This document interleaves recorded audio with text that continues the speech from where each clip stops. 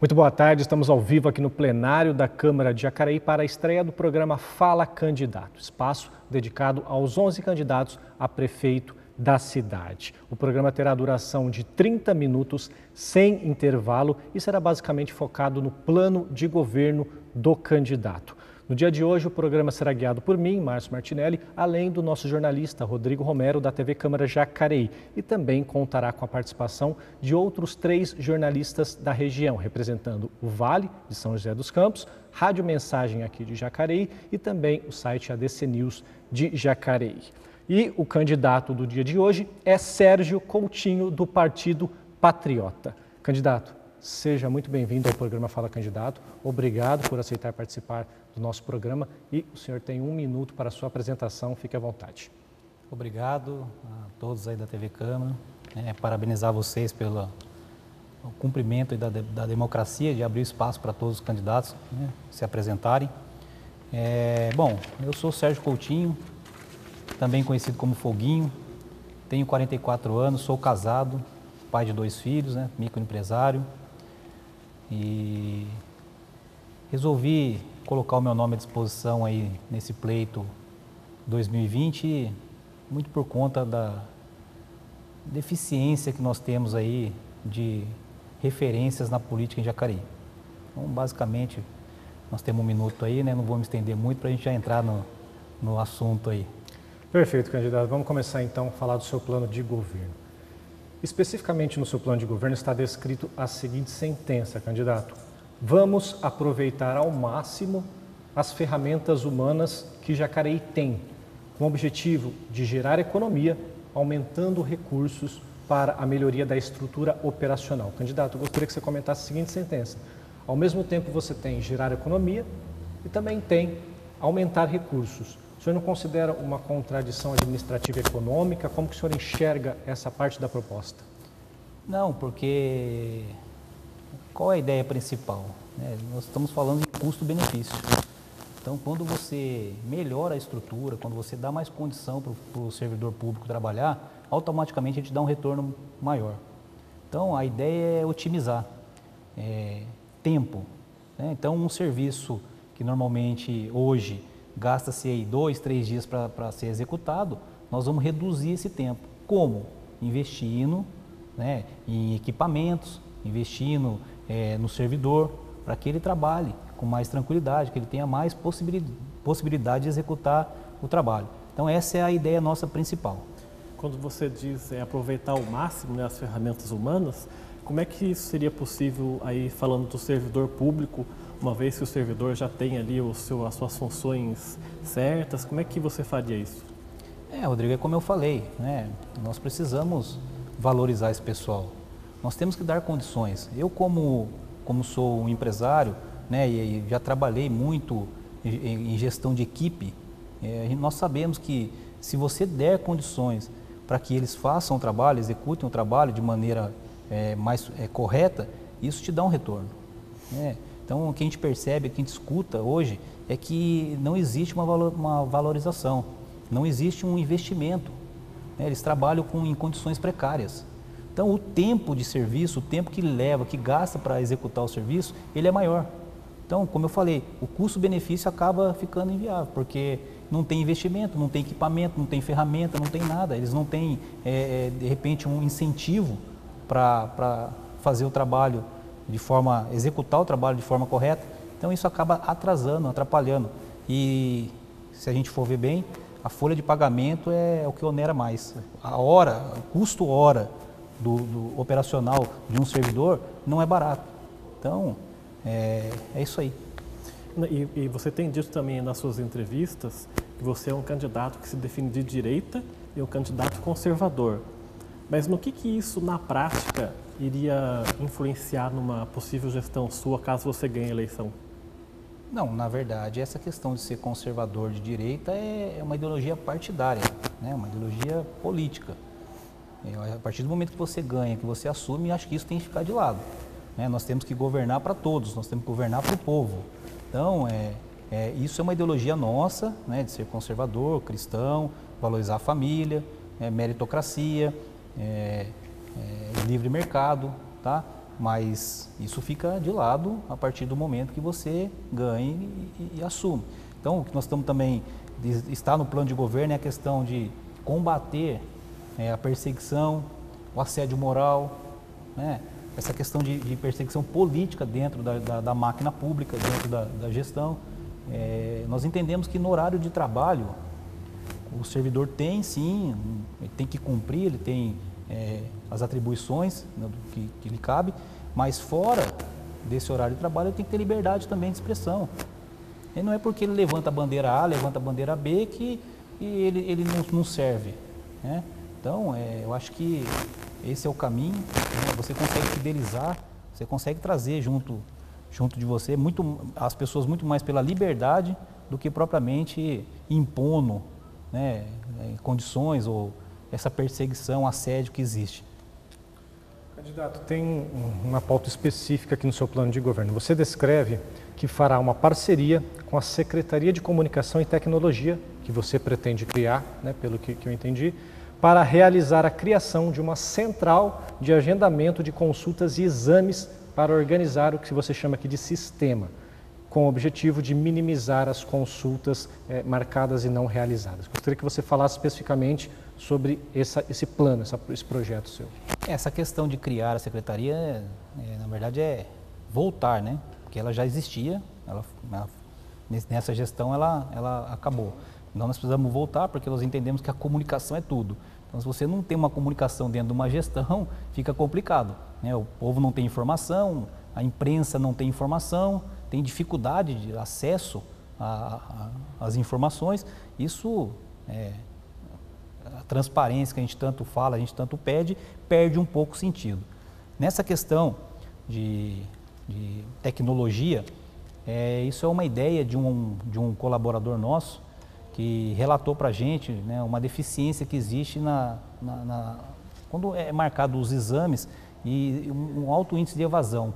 Até porque demora muito tempo, às vezes os exames são marcados há 6 meses, 8 meses, 10 meses, a pessoa nem lembra mais, né, do exame que foi marcado. Então, primeiro é tentar diminuir essa fila de espera, né, reduzir esse tempo e depois também, de forma organizada, via SMS ou não sei, e-mail, pensar em alguma ferramenta que a gente possa estar em sintonia, estar ligado direto com o usuário, lembrando ele da consulta, porque aí, às vezes, existe essa consulta marcada e você deixa de marcar para outra pessoa. E no fim, pelo tempo, a pessoa não comparece e acaba tirando vaga de outro que está precisando. Então, é um caminho que nós temos também aí, foi uma sugestão de um apoiador nosso, para que a gente crie esse canal direto com o usuário. Esse canal seria criado com qual recurso? Uma vez que o orçamento para o ano que vem para a saúde está estimado em mais ou menos 240 milhões de reais, 19% do orçamento, esse seu projeto seria, então, com esse recurso? Rodrigo, eu vejo que acho que não temos problema com isso, não é um grande investimento. A estrutura já existe, nós vamos melhorar, né? Hoje, a mídia social, a rede social, até mesmo aí essa questão da informática, né, do TI, é só criar um canal que você consiga enviar um SMS ou de repente, não sei, um e-mail, alguma coisa. O investimento é muito pequeno, né? Se isso der um retorno bacana, o retorno que nós esperamos que venha a dar, eu acho que vai ajudar muito mais. Perfeito, nós temos agora a nossa primeira participação com os nossos jornalistas externos. Quem vai fazer a pergunta é a Thaís Leite, que está representando o jornal O Vale de São José dos Campos. Por favor, Thaís, pode perguntar. Olá, candidato. A gente sabe que o senhor trouxe um plano de governo que é bastante enxuto. Eu gostaria de saber quais são suas prioridades na área da saúde e de que forma que o senhor deve agir sobre a intervenção na Santa Casa. Obrigada. Tá aí, candidato, você ouviu a Thaís Leite, a gente agradece a participação da Thaís por aceitar o nosso convite. Candidato, fique à vontade para a resposta.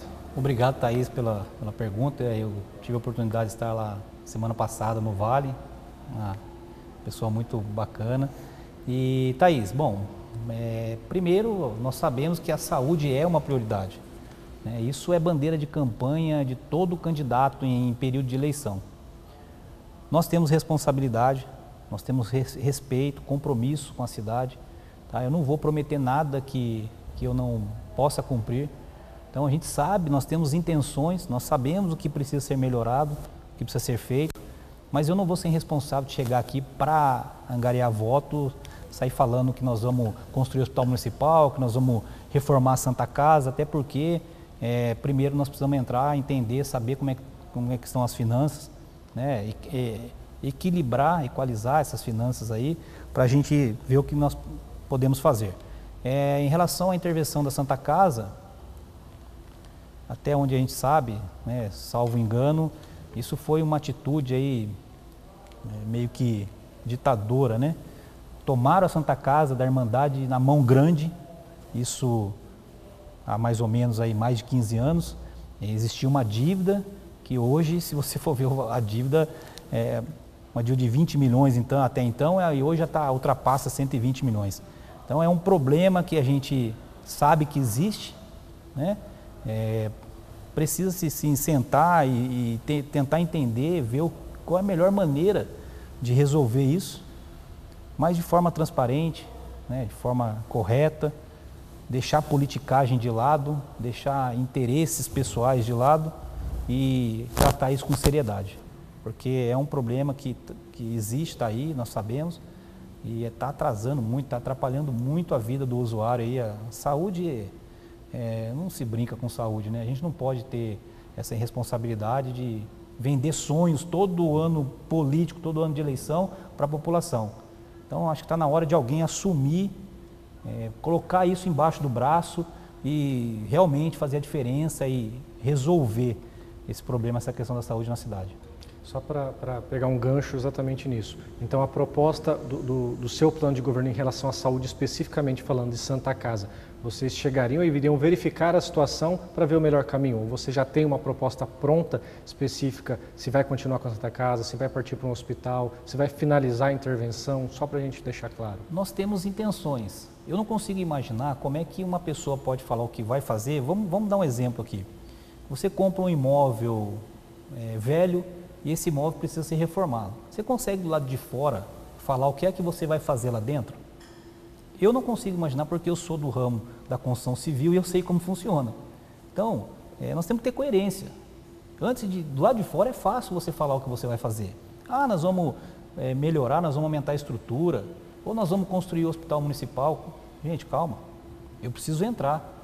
Nós precisamos entender como é que está o sistema. Já existe uma estrutura, então de imediato o que nós temos que fazer?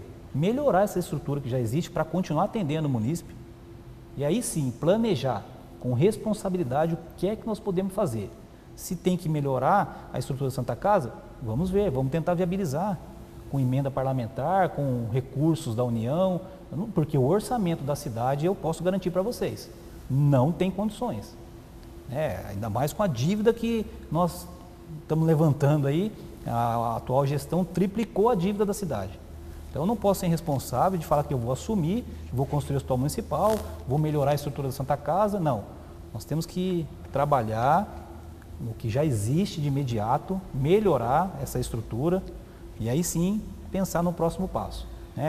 Região da Zona Oeste, por exemplo, é uma região carente, precisa-se de uma construção lá de um OBS, Então nós temos prioridades, mas sem dúvida nenhuma, a saúde é a prioridade na cidade, mas entre prometer e surpreender, eu prefiro surpreender.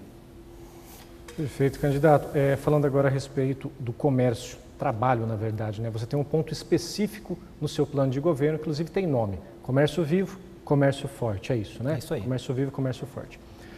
Dados do CAGED, candidato, embora o comércio seja de extrema importância para a cidade, isso é inegável, a indústria e o serviço são setores que inegavelmente não só empregam mais, nesse caso 60% mais do que o comércio, como também passa recursos para o município, inclusive com ICMS. A pergunta é, por que especificamente no seu plano de governo o foco é tão grande no comércio do que nessas áreas que, teoricamente, possuem uma rentabilidade melhor para o município? Porque o comércio ele já te dá um retorno de imediato. Se você assumir e já tiver uma ação logo no início, já começa a te dar um retorno. Então, isso nós precisamos fazer. essa questão de indústrias, de gerar emprego e renda para a cidade, isso é planejamento.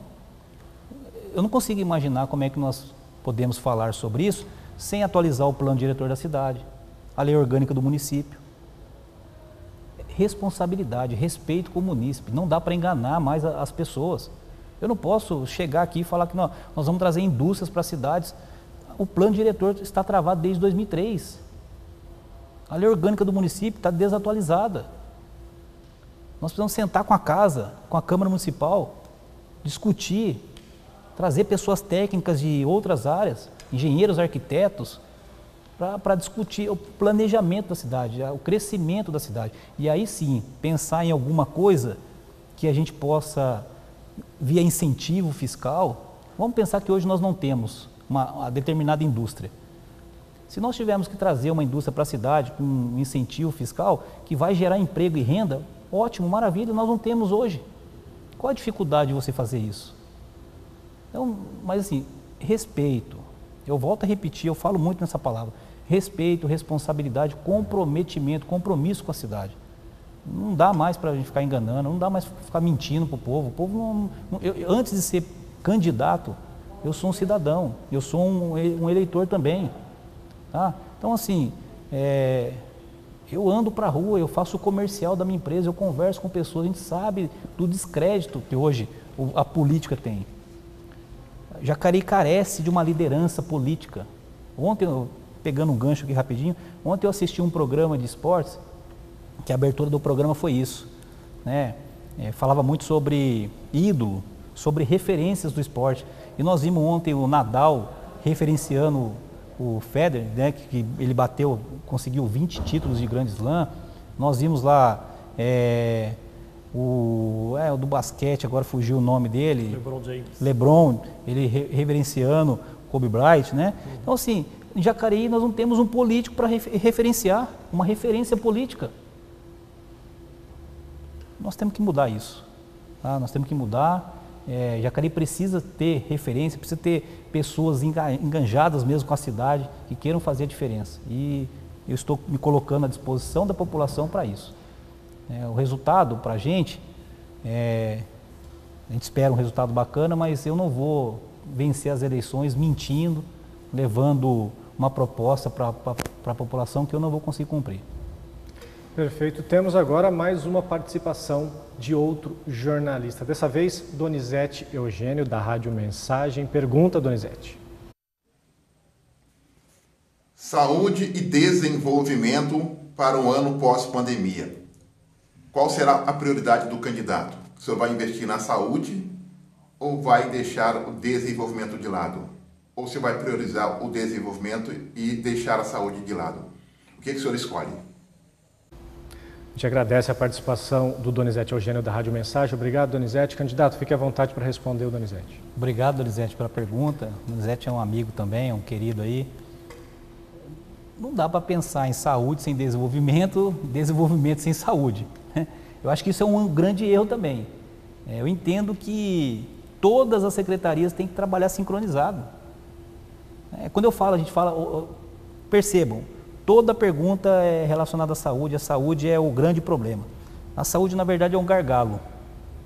A falta de trabalho, a falta de investimento, a falta de sincronismo nas outras secretarias sobrecarregam a saúde. Se você não tem esporte, lazer, cultura na cidade, vai sobrecarregar a saúde. Se você não tem desenvolvimento, renda, emprego, saúde. Se você não tem saneamento básico, saúde. Então, segurança, saúde. Falta de educação no trânsito, saúde. Então, não dá para pensar em dar prioridades para uma ou outra. As secretarias, as pastas têm que trabalhar sincronizado para que o resultado seja um só. É a soma do trabalho de todas as secretarias que vão dar resultado. Então, eu não posso falar, não, nós vamos focar em uma, porque eu sei que se as outras não trabalharem de forma correta, o resultado final não vai ser o que nós queremos. Nós não vamos ter excelência de trabalho. Então, nós precisamos sim trabalhar, colocar pessoas certas nos lugares certos, nos cargos certos. Uma das coisas que o Patriota está fazendo, nós não coligamos com partido nenhum, justamente para isso, para que nós tenhamos liberdade de colocar as pessoas certas nos lugares certos. Então não tem aparelhamento político, não tem indicação política. Nós temos que ter a certeza, a clareza nesse sentido, para que todos estejam conversando, ações que sejam tomadas de forma coletiva, né? Nós precisamos sentar, discutir, ouvir, nós temos que ouvir muito, para aí sim decidir, planejar e ver o que nós vamos, a tomada de decisão que nós vamos ter. Perfeito, nós temos inclusive mais um vídeo, já vamos engatar também mais um, que é do Paulo Torraca, do ADC News, site ADC News de Jacareí. Por favor, vamos ouvir. Candidato, o seu plano de governo só apresenta 2 propostas para a área de assistência social.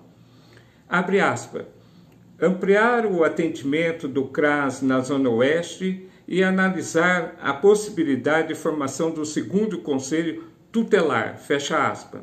A minha pergunta é, em seu governo, a área de assistência social não é prioridade? Daí a gente agradece a participação do Paulo Torraca. Obrigado, Paulo. Candidato, fique à vontade para responder a pergunta do jornalista. Obrigado, Paulo Torraca, pela pergunta aí, a oportunidade. Tudo é prioridade. Mas como eu vi, parece que fica um negócio repetitivo, né? Entre prometer e surpreender, eu prefiro surpreender. Então, que isso aqui, na verdade, o plano de governo, você precisa registrar. Isso é uma exigência. Mas eu vejo isso aqui como 2 funções. Primeiro, propaganda política. Porque muitos fazem um plano de governo e não cumprem o que colocam no plano de governo. Então, para mim, isso aqui funciona muito mais como propaganda política do que propriamente com ideias, com projetos que você tem para a cidade. Tá? E segundo, para o adversário, o concorrente, a oposição, pegar, ler e ver aonde você colocou propostas aí mirabolantes, e pegar no calo.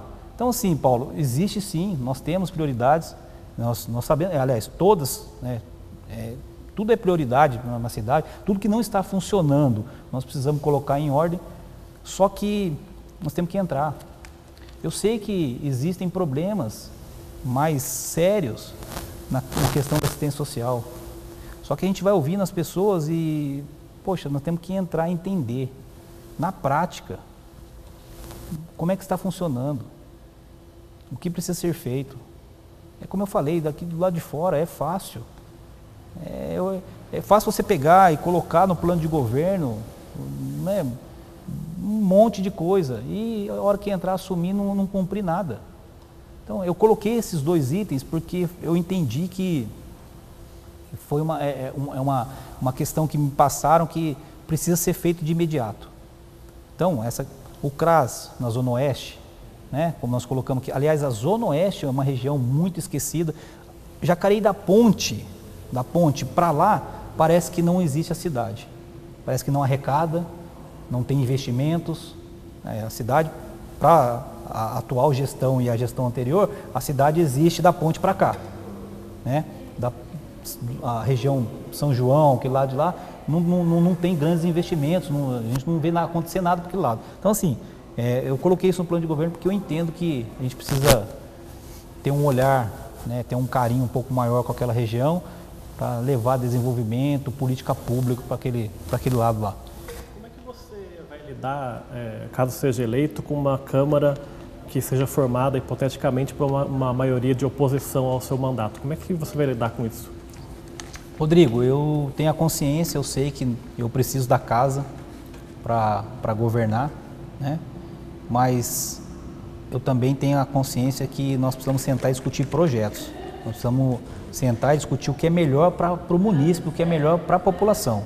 Eu não posso chegar aqui na casa para ter a maioria e trocar cargos, aparelhamento político, porque não vai acontecer nada. Nós temos que dar liberdade para a casa trabalhar. Então, se eu estiver cometendo algum erro, eu quero que a casa me aponte, me faça pensar, mesmo que eu esteja certo, faça pedido de informação. Nós temos que correr atrás, nós temos que ter transparência, nós temos que apresentar para a população. Então, eu prefiro trabalhar nesse viés, com esse sentido, de dar liberdade para a casa, tá? E fechar parcerias, mas em cima de projetos. Tá? Então, eu quero que o vereador me procure, o gabinete vai estar aberto, ou nós vamos sair. Eu pretendo ter uma agenda semanal de visitas, né? Eu quero ser um prefeito de rua. Eu faço isso hoje. Eu faço o comercial da minha empresa, então eu não tenho problema nenhum em andar, em conversar. Então eu quero isso também. Quero pegar os vereadores, passar para a Câmara Municipal uma agenda semanal e falar, quem é que vai comigo? Hoje nós vamos lá no Colônia, Santo Antônio da Boa Vista. Nós vamos lá no Altos de Garapés, um bairro que está esquecido, que há mais de 50 anos existe lá, não tem asfalto, não tem saneamento básico, não tem nada, largado lá. Vamos lá comigo. Quem é que vai? Quem é da casa que vai comigo? Vamos lá botar a cara lá. Entendeu? É isso, né? Então eu acho que nós temos que trabalhar e governar assim, em cima de projetos. Eles vão ter a liberdade de trabalhar e se quiserem ter um parceiro também, eles vão ter um parceiro aqui para a gente fazer o melhor para a cidade. Candidato, nós temos apenas um pouco mais de 1 minuto. Gostaria de entrar na educação, que é tão importante quanto. A meta orçamentária desse ano, candidato, foi de 170 milhões, praticamente 171 milhões. Para o ano que vem, a LOA, inclusive, já está nessa casa, no final de dezembro deve ser divulgado com um pouco mais de amplitude, é de 226 milhões para 2021, ou seja, um investimento 24% superior à meta deste ano.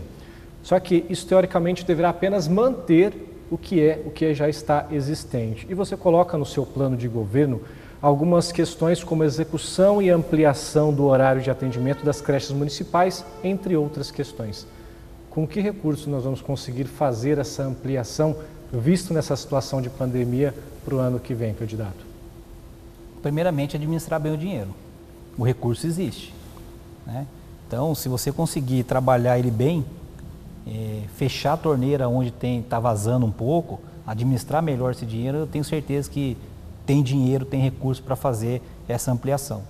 E outro ponto também que eu julgo importante, está no plano de governo, é a criação da diretoria de esportes dentro da Secretaria de Educação. Nós temos Educa Mais na cidade, que é um elefante branco, onera muito a secretaria, porque existe um custo em cima disso, nós temos que trabalhar. Então, criar a diretoria de esportes dentro da Secretaria de Educação para levar para as crianças e adolescentes aí que estudam na escola municipal, escola estadual, que possam usar esses espaços aí e dê um retorno melhor, porque aí melhora a saúde, melhora a educação, melhora a segurança, né? A gente sabe que o esporte é transformador, então eu vou com certeza ter um olhar mais, um carinho para essa condição aí. Perfeito. Para a gente finalizar, candidato, 1 minuto para você falar de qualquer assunto, pode ser que a gente já tenha falado ou não, fique à vontade.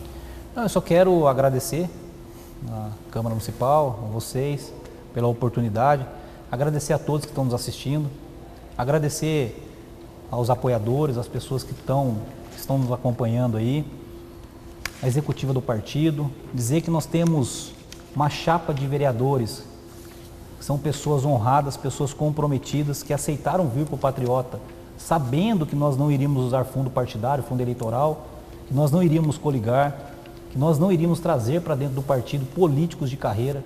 É uma renovação mesmo, mas é uma renovação com qualidade. Tá? Todos eles fizeram um curso de formação, todos eles sabem qual é a função de um vereador, que é fiscalizar, né, elaborar projetos e leis. Falo para eles, não prometam nada, o vereador não faz nada, o vereador não asfalta a rua, o vereador é fiscalizar e criar projetos e leis para beneficiar o munícipe. Agradecer a minha família, né, que sem a família a gente também não caminha nada, minha esposa, meus filhos, meu pai, minha mãe, irmãos estão aí com a gente. Então e agradecer a Deus também, né, que é Ele que nos dá a permissão para estarmos aqui. Então, é isso. E falar para o povo de Jacareí, não deixem de ir votar. Vá às urnas, votem. Quando você se omite, você dá a possibilidade de outra pessoa decidir por você. Então, faça a escolha, a melhor escolha, estudem os candidatos, veja qual é a melhor opção e vá às urnas. Obrigado, candidato. Bom, chegamos então ao fim do primeiro Fala Candidato de 2020, que hoje foi com Sérgio Coutinho, do Patriota. A gente agradece a participação do candidato e lembramos que na quinta-feira dia 15, teremos o Fala Candidato com Sérgio Leonetti, do PMB, Partido da Mulher Brasileira. Esperamos que você tenha gostado. Continue aí com a gente. TV Câmara Jacareí, a TV pública da cidade.